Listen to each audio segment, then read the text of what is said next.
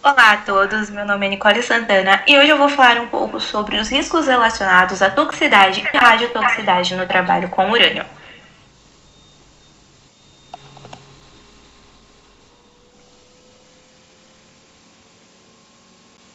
A priori, a gente precisa entender os conceitos de toxicidade e de radiotoxicidade.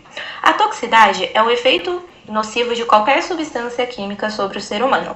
A intoxicação, ela vai depender da dose, do tempo de exposição e da via de entrada, e ela pode ser aguda, subcrônica ou crônica. Alguns exemplos de intoxicantes químicos a gente tem os venenos, os metais pesados e os solventes industriais. Já a radiotoxicidade é a toxicidade associada a radionuclídeos que emitem radiação ionizante. Logo, a intoxicação ela vai se dar pela energia liberada pela radiação que vai danificar os tecidos e o DNA do ser humano. E o nível de intoxicação vai depender da meia-vida do radionuclídeo, a energia que está sendo emitida, que ela pode ser alfa, beta ou gama, e da localização do corpo, que vai ser onde essa radiação ionizante vai se alocar.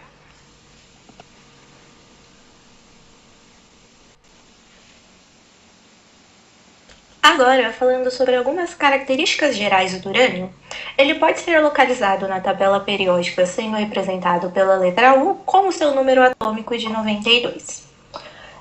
Ele pertence à série dos actínios e o seu estado físico ele é sólido à temperatura ambiente, como a gente pode observar na imagem ao lado.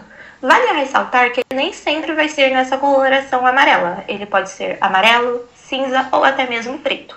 E já na questão dos isótopos de urânio, tem registros de mais de 27 isótopos de urânio, variando desde o urânio 214 até o urânio 242. E muitos deles possuem a meia-vida de milissegundos.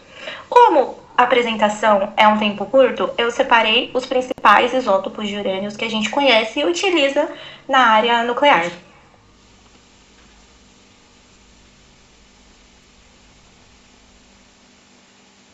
Começando pelo urânio 238, que tem uma abundância de 99,28%, uma meia-vida de 4,5 bilhões de anos, e ele é um elemento radioativo fértil, ou seja, ele não sofre fissão diretamente com nêutrons térmicos. E algumas utilizações dele são na parte do combustível nuclear e também para a produção de armas nucleares, porque quando ele captura nêutrons nos reatores, ele se transforma no plutônio 239, que é fissionável, ou seja, ele sofre fissão diretamente depois de capturar os nêutrons térmicos. Por ser um material denso, ele é utilizado na produção de blindagens e também de munições de alta densidade. Já na parte de datação geológica, ele é utilizado para determinar a idade de rochas e fósseis por conta do decaimento da série do urânio. Já na pesquisa científica, ele é utilizado na produção de isótopos artificiais.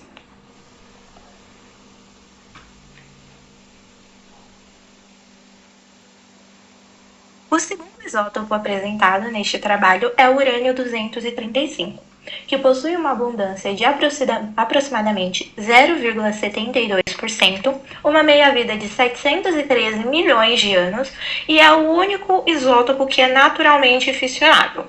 E algumas utilizações dele são para energia nuclear, que ele serve para combustível em reatores nucleares quando ele é enriquecido, nas armas nucleares, porque ele tem uma capacidade de sustentar explosões nucleares, e ele também é utilizado em armas nucleares quando ele é enriquecido a 90%. Né? E na parte de pesquisa científica, ele é utilizado em experimentos de física nuclear e também na produção de radioisótopos, como, por exemplo, o molibdênio 99, que é utilizado em diagnóstico médico.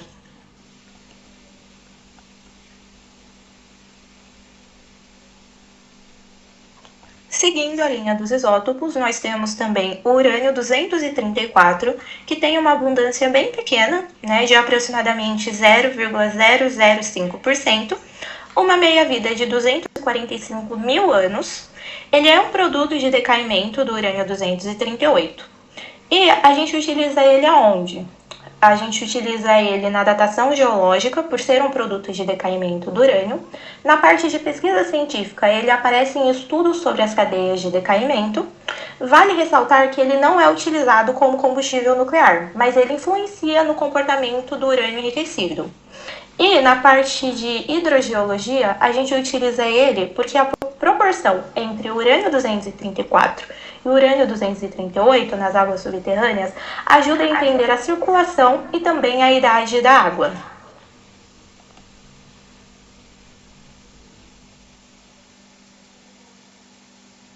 E por último, nós temos o urânio 233, que ele é artificial, né, porque ele é obtido da irradiação do tório 232. Ele possui uma meia-vida de 159 mil anos e algumas utilizações dele são: ele é considerado um combustível nuclear alternativo, né, porque ele é alternativo ao ciclo do urânio tradicional. Ele também é utilizado em reatores produtores, que são aqueles reatores que produzem mais combustível do que eles consomem. Já na parte de pesquisa científica, ele é utilizado em experimentos sobre os ciclos nucleares avançados e também sobre a segurança energética. E ele também tem um alto potencial estratégico militar, porque ele é fissionável. Então, ele pode ter aplicações militares para a produção de armas e bombas nucleares.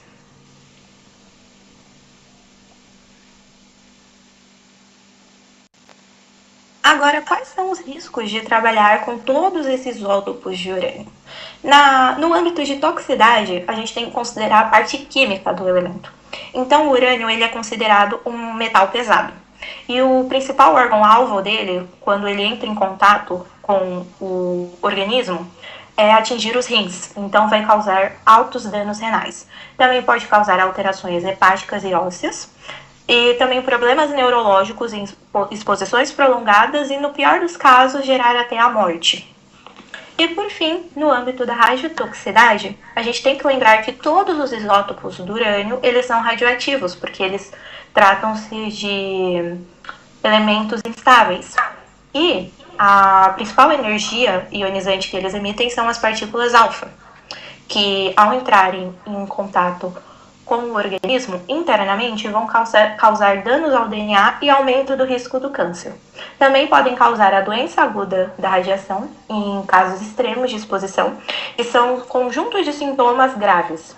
Também pode causar acúmulo de radiação ionizante em ossos e pulmões, causando efeitos crônicos, e no pior dos casos pode ocasionar a morte.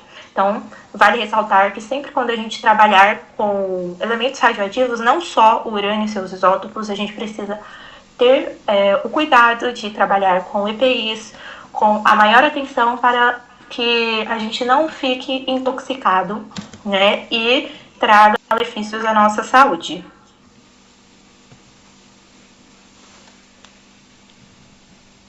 E foi isso a minha apresentação. Obrigada a todos pela atenção. E um ótimo dia a todos.